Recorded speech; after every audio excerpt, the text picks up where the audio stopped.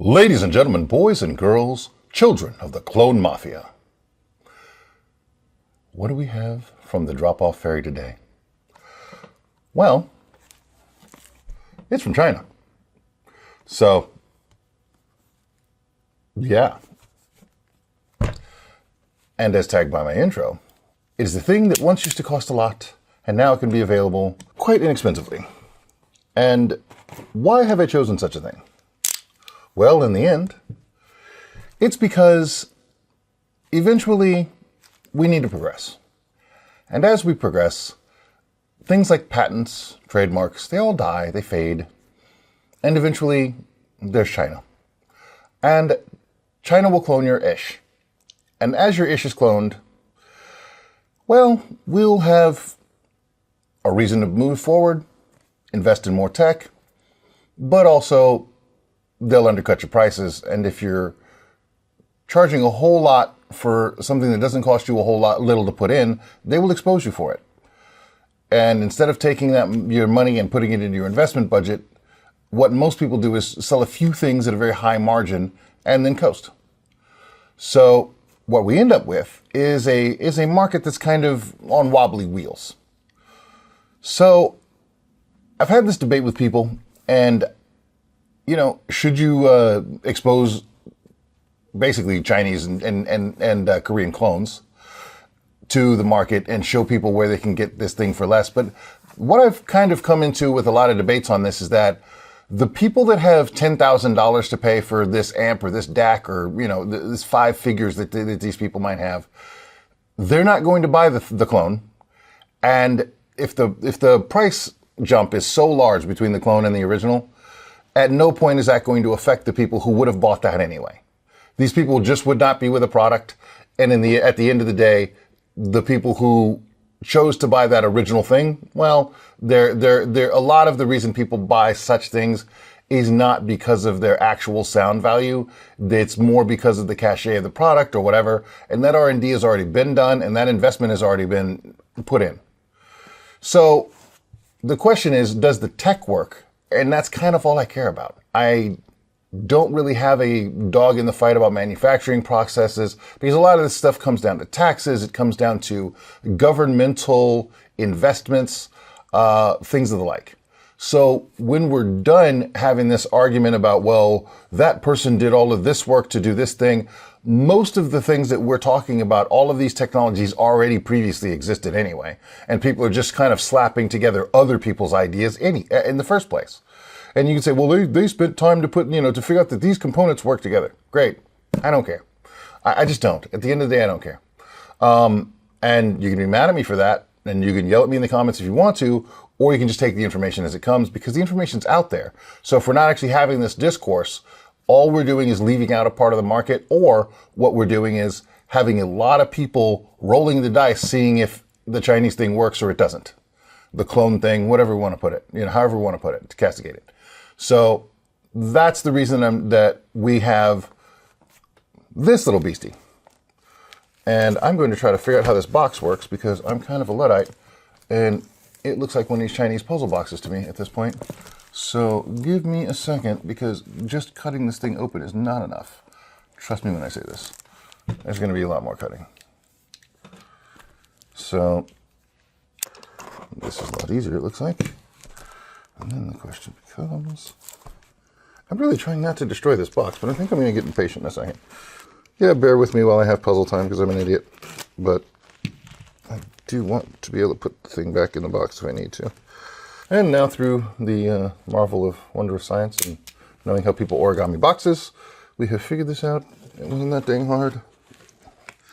But, as happens when you're not a professional box folder. That's what happens. You have to learn through experience. Hard-won experience. That thing's open from the side sometimes. And, oh, look at the nice little phone. You know how we do. So what we have here is a brick. A back-heavy brick. With apparently an installable knob.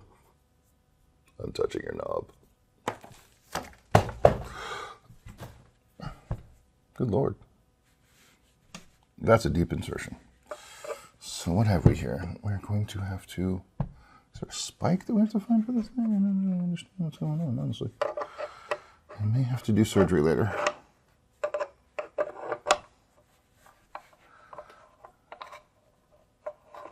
Yeah, this is just spinning. So there's that.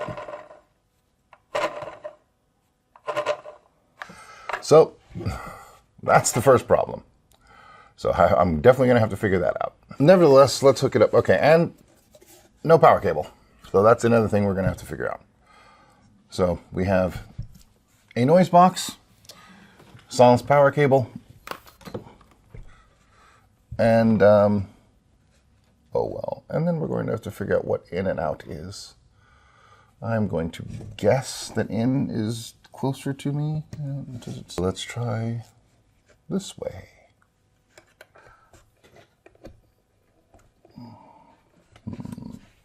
Maybe that'll work. We'll leave our ornament up here. And we will see what we can see. Shall an Afronauts work? What are we going to start with? Let's go low to high. How do I define low? Let's define it with this. I'm going to, oh, that's a lovely noise. Let's not do that again. I'm going to start with the Philipps SPH 9600s, 9600s. The sort of bottom rung on my, I'm just flinging stuff around here. The bottom rung on my audiophile tier, the intro sort of headphones for me. These are my travel headphones when I want to be able to kick anything around, and I'm not afraid that I'm going to destroy them. So let's see if we're having a decent time. Okay, let's see what we got.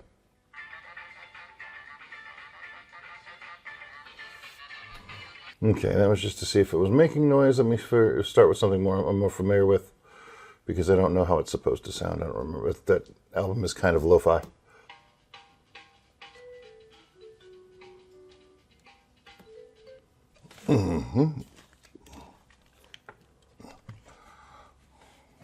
So now we know what we know. Oh, let's see how that changes when we change heads. Going technically down in price, but way up in quality. To, well, actually, let's save these, because I think these are better than that. And let's go with the so-called standard, the HD6xx. This headphone is supposed to be touted for playing through these things. As many of you may know, I'm not as huge an HD fan as I could be, but have pairs of these that date back to the 90s and late 80s and whenever. But these are the drop H6xx's, so we didn't bring out the old granite furniture ones today. However, because I need new pads for those. And these pads might need a replacement sooner or later, but wait, am I on the right side here? I was not, actually. So let's see if oh, little head must have had these on. That's so tiny. Okay, so let's see what we think here. Yeah, I still think that the 9600s are better headphones than these overall. I don't understand why people obsess over these things. 2 hours later. So I'm definitely hearing the imaging difference between these. These have better imaging. This says it's allegedly better tone. Better imaging, better low end. There's a trade-off, but it's not enough to, these are better. Trust me on this. And they're cheaper. Let's go back to, let's go up, even though way down in price, to the KOSS KPH40s with Yaxi pads, because I wanted Sambo colors, because I like Sambo. If you don't know what Sambo is, look it up. It's fun. We should go do it. Just jump right in. It'll be fine. Right, straight to Sambo. Combat Sambo. Just go to your local Combat Sambo gym. Just jump right on the mat. Grease yourself up first. Might also be a way to get in. Just get right in the sport. It'll be fun. Okay. I'm definitely hearing the differences between the headphones. So there's that. This is basically just Icelandic people panting into microphones. I'm not gonna lie to you. It's like some real AMSR stuff. This band, and I'm going to kill it on the pronunciation. I can't even pronounce pronunciation. Is Der Sungit, I assume. The album is called Winter Songs, and this track is called Fading Sun. And the bass drops on this thing versus the clarity of the bells, they're definitely a studio band. But wow.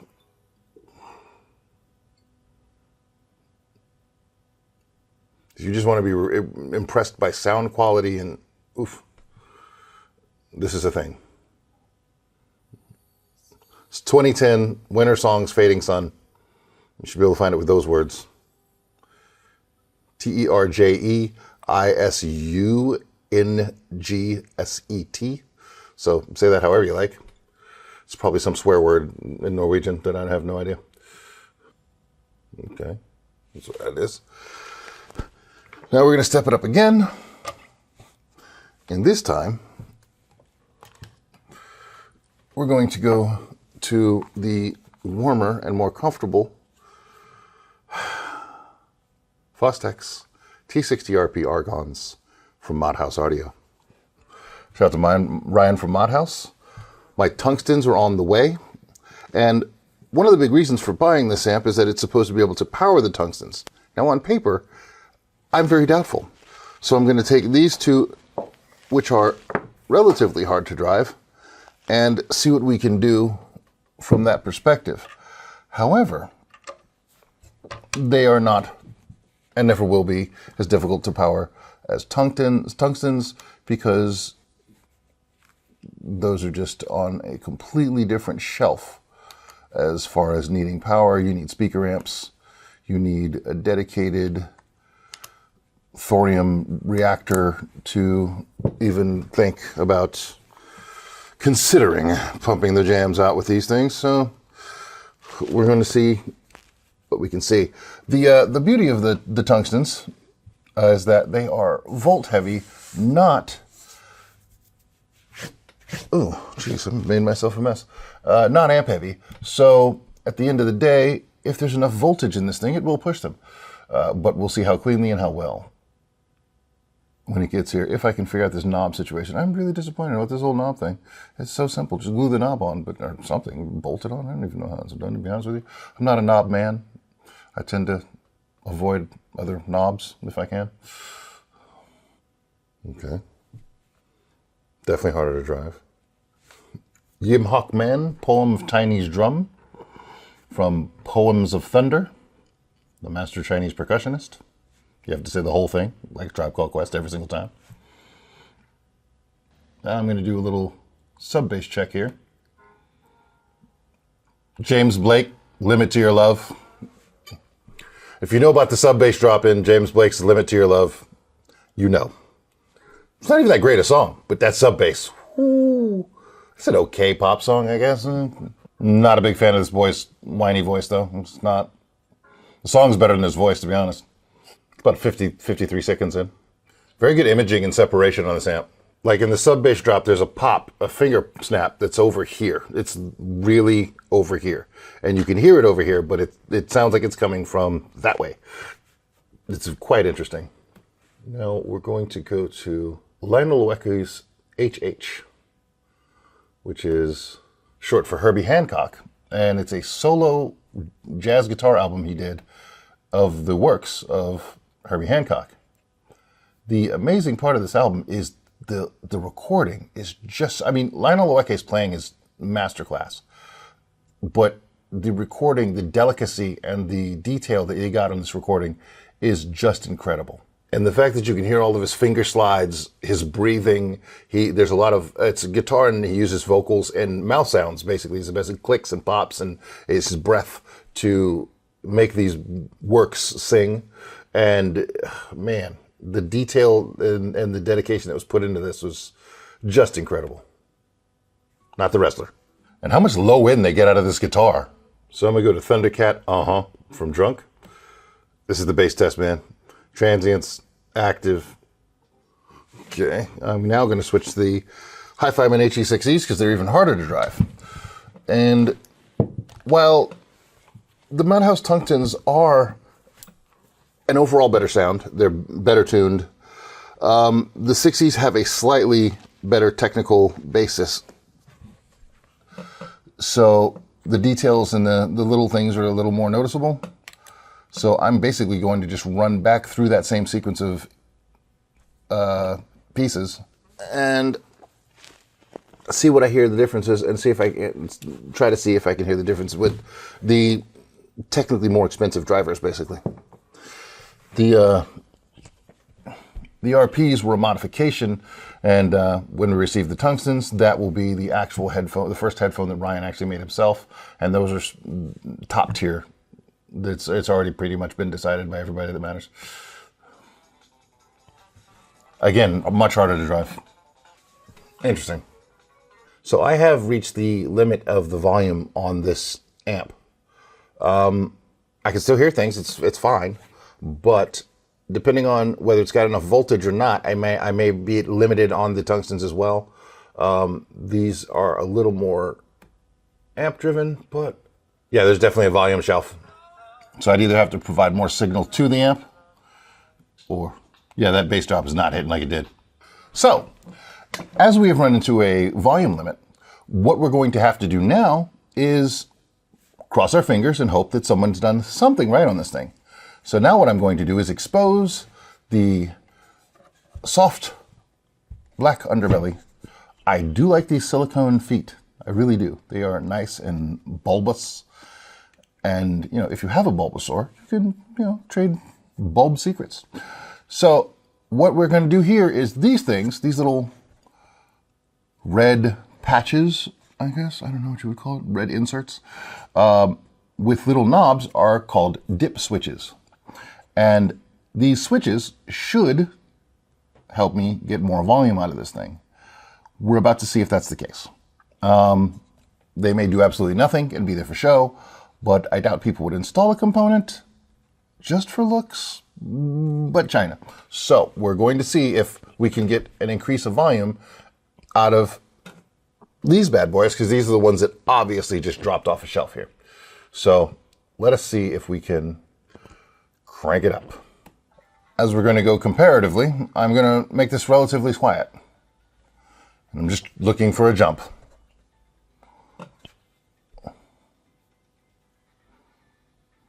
Okay, I got a good idea where that is. Let's pause and flip dip switch number 1. Alone, by itself. Not really noticing much of a difference. Oh, yes I am. Oh my.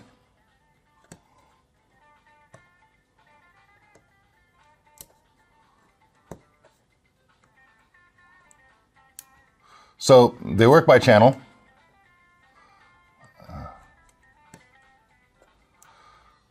So that was just dip switch 1. I'm turning them both back down.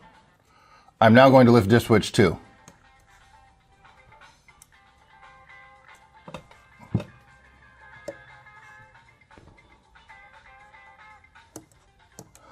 And now I'm going to scare myself and do them both. Dip switch 1 first on each side.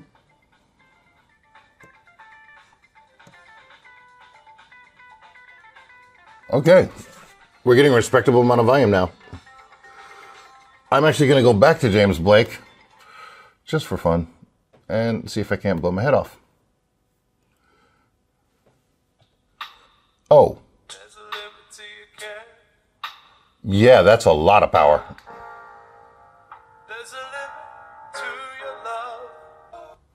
Okay, that is an enormous jump. That is a remarkable, that is an impressive jump there.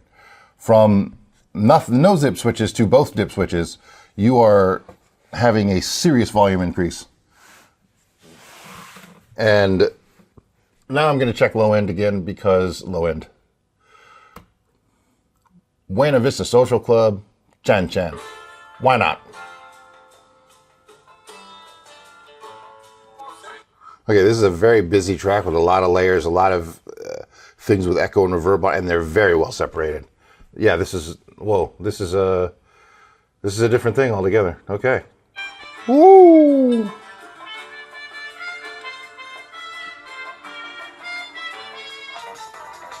Okay. Okay, mid bass is definitely in check.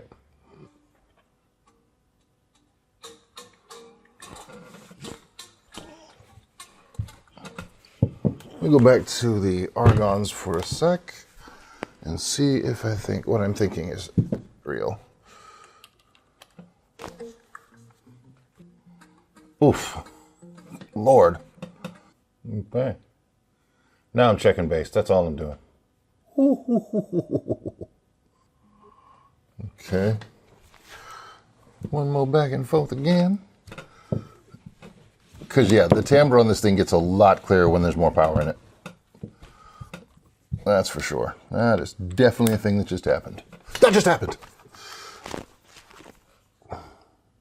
If you know, you know. Okay, okay. I said corrected. My mistake is I didn't go to the dip switches. I literally forgot about them, man. It's that morning. So, once this thing puts out all the horses that it has and pulls them out the stable, you're looking at a different animal. For the price, I'll even forgive the knob at that. It's a little bit nuts. There's a lot of detail. It's not the most detailed I've ever heard, but it's detailed. It's definitely pushing enough feet through the floorboards to get this buggy whipped. Man, I'm a little stunned at the difference between when you flip the dip switches and when you didn't. I'm really almost at a loss for words. It is quite the improvement. It's quite the technical improvement. You can definitely, once all that comes in, the dynamics kick in. It makes a huge difference. The difference between before and after is definitely worth the pittance that you'll pay for this thing. And now I can say that even if you have at least relatively hard to drive headphones, I can't put them up to tungsten yet. Don't have it here. Don't have it in yet. It's coming. But you can definitely listen to somebody's art on this bad boy. So go out there and listen to a whole lot of art.